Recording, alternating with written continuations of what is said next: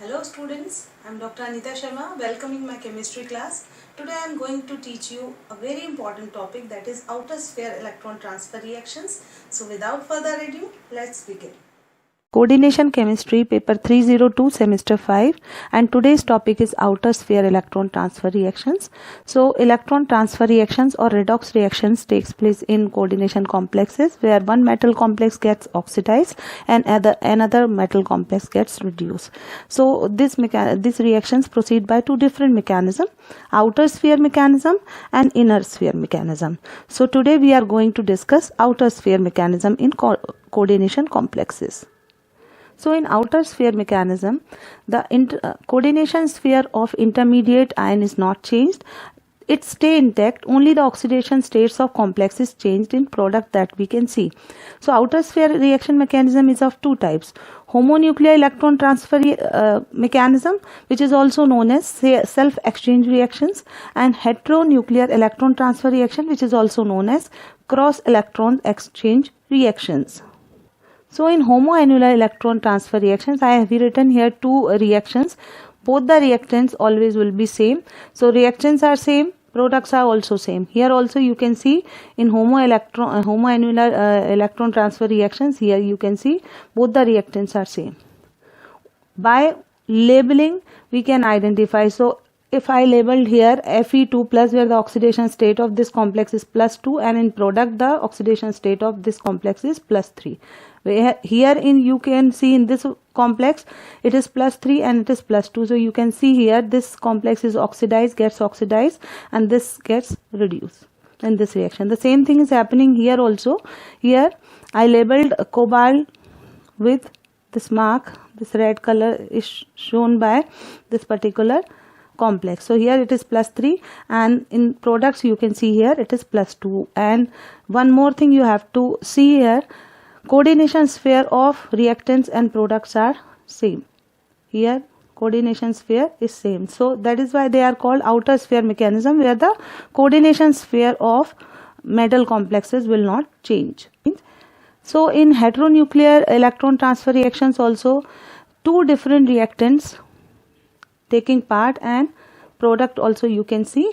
Since it is called outer sphere mechanism, means whatever electron transfer will take place will be outer sphere. So coordination sphere will not be take part in that mechanism. So here hexacyanoferrate 4- and octacynomolybdate 3-. So here 4- is converting into 3-, means it's oxidized, and here 3- is converting into 4-, means it is reduced.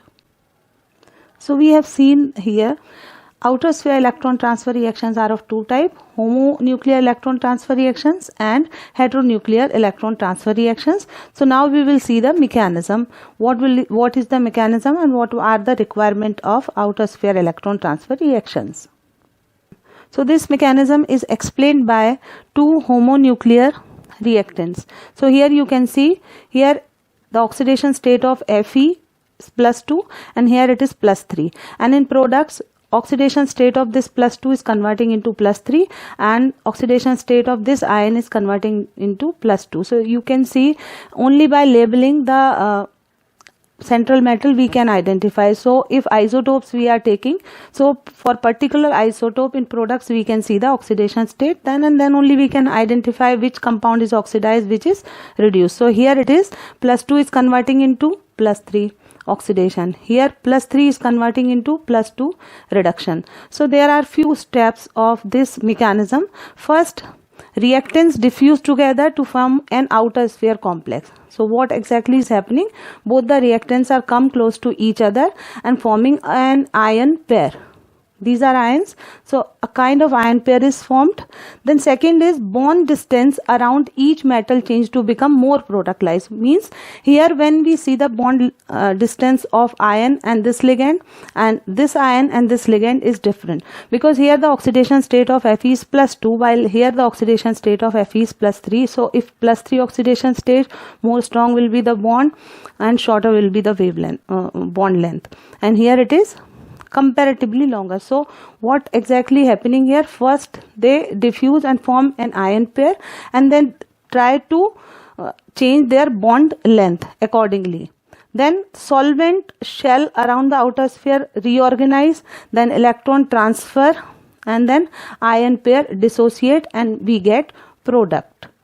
So this whole mechanism is based on one principle that is called Franck-Odon principle, and we have to learn or understand this Franck-Odon principle, and all the outer sphere reaction mechanism follow this Franck-Odon principle. So according to this principle, electron transfer can only be takes place when bond length of two interacting species is similar or kind of similar.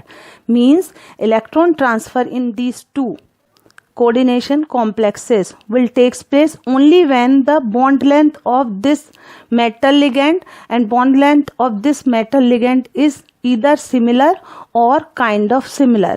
If it is not similar, then they are not going to react. This is base of Franck-Odon principle.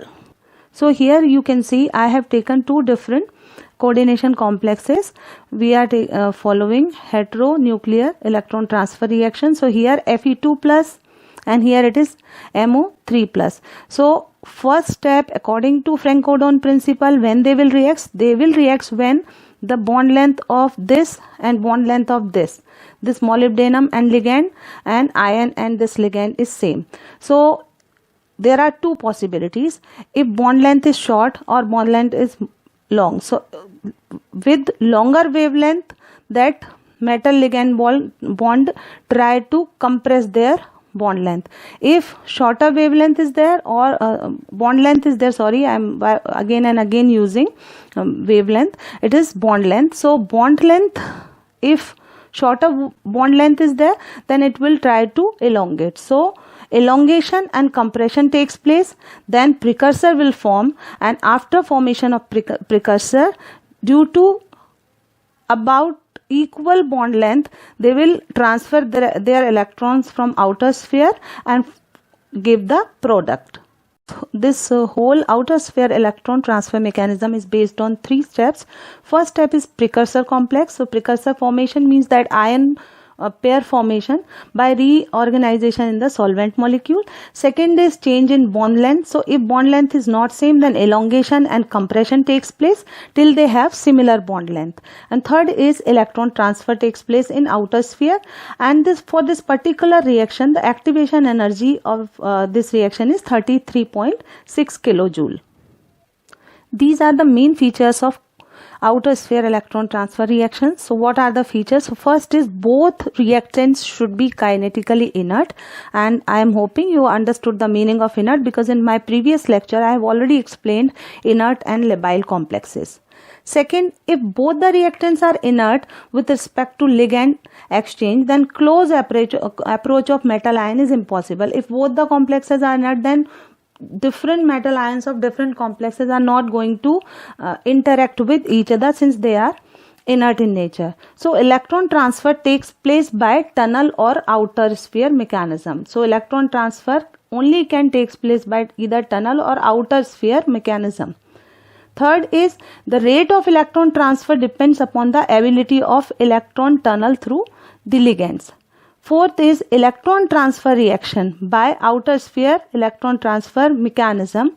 Electron transfer reaction is very fast when both complexes are low spin and electron transfer takes place from T2G to T2G. If EG orbitals are not taking part, if electron is transferring from one metal's T2G to other metal's T2G d orbital. Next is cross reaction is faster than self exchange. So if we see outer sphere electron transfer reactions in cross reactions, means heteronuclear complexes, then the rate of reaction will be fast. The reaction will be faster if complex should have pi acceptor ligands like CN. So we have seen in most of the complexes we took this pi acceptor ligand, that is CN. So these are the features of electron transfer reactions by outer sphere mechanism, and these are the references. Thank you.